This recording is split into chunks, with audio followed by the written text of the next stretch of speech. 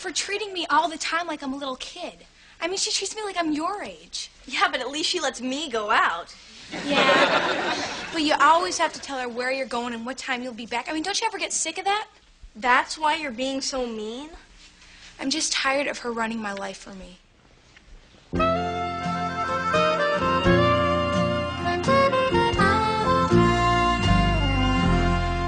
Darlene, I'm packing you a turkey with no mayo, exactly as requested, and I expect you to eat it. Becky, we got bacon here. I always eat my lunch. I do everything my mommy says. I need snack money. Oh, yeah, I need money for a new bus card. How about you, Becky? I'm giving out cash here. You need some? Money, money, money. All you got to do is ask. Oh, somebody's still mad at me. Not me. No. So, Becky, guess you won't be going out with Jimmy this weekend. Shut up, Darlene. Ow! Hey, Darlene, knock it off and go to school. It's okay. I'm sure there are plenty of other girls that'll be happy to go out with him. Maybe even a hot-looking senior with low self-esteem. Their coffee? Yeah. Becky, would you like more juice? Hey, Princess. Oh, she's not talking, Dan. Is that right? Morning, Dad. Oh, I stand corrected. She's not talking to me. Looks like. She's mad at me. Looks like. Can I have my allowance? It's an honor to have you on the payroll.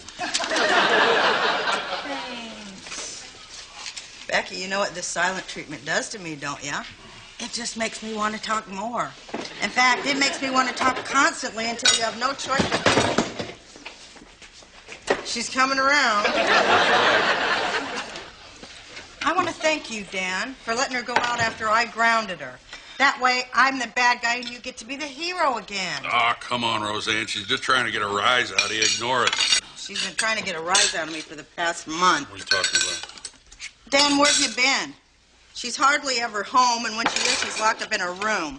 She only comes down to yak on the phone or to give me grief. Great Caesar's ghost. She's acting like a 14-year-old.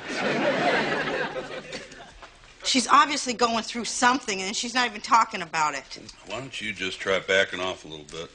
Well, maybe I can pump Darlene for some information when she comes home from school today. Oh, my God. My worst fears have finally come true. She's turned into her mother. I have not. And don't you ever say that to me again. Okay, Bev. Hey, I mean it. Kind of touchy, aren't you? Say, your mom's pretty much the same way, isn't she?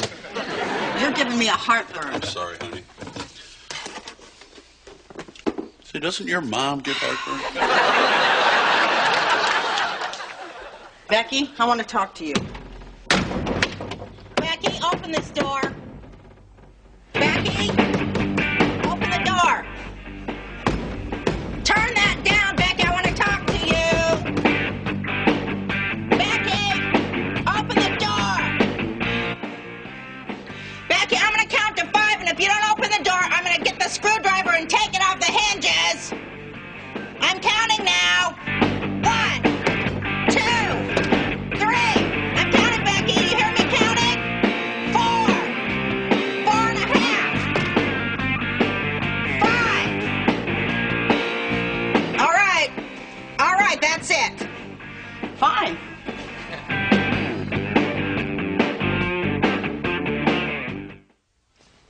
I'm serious, Dan. Where's that screwdriver? Roseanne, you're not taking the door off the hinges. It's ridiculous. Hey, I counted to 5. Well, 6, actually, because I did 4 and a half. Listen to yourself. I'm more worried about you than I am about Becky. Well, I'm worried about me, too. She's driving me crazy. I tried joking with her. I tried yelling at her. I even tried being reasonable, but she still won't say one word to me. Real battle for power. Yeah, and I'm losing. Hey, you're not taking that door off. All right, then you go up and you talk to her. This is between you and Becky. Bringing me into it is just going to make it seem like I'm on your side, which I am. No, you're not.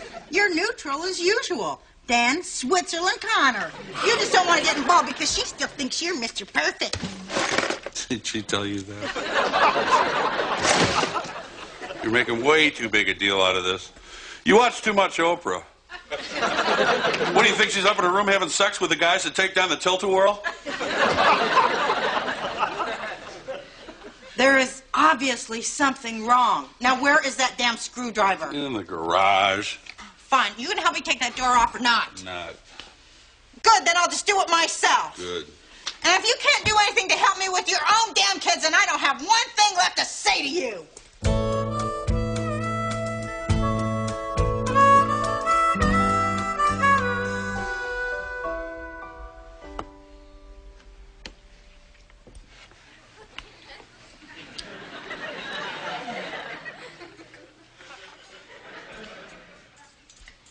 So, Deej, what'd you do after you got to Timmy's house?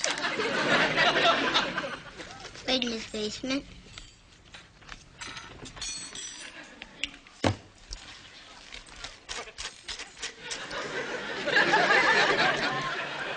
Not cocky? Yep.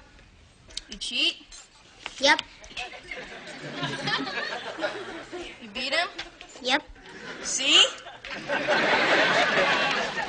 Darlene, ask your father to please pass me the toast. Father, will you pass the toast to Mother, please? Tell Mother I received her request, and I'm shipping the toast out on the next arm. Why, there's one leaving now. What's going on? Got me. Mom, what's going on? We're playing a game. Can I play?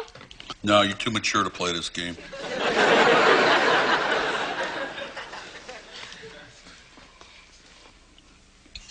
How come it's so quiet? Eat your breakfast. Dad, can I go meet Diane after breakfast? Did you do your chores? Mm-hmm.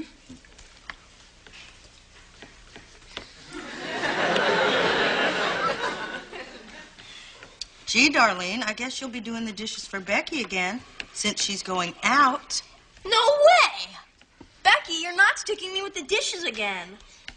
So I'll do them when I get home. Well, why don't you do them before you leave? Because I can do them when I get home. What's the difference?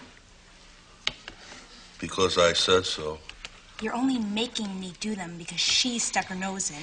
And you just always do whatever she says. Becky, I believe you're mistaken about that.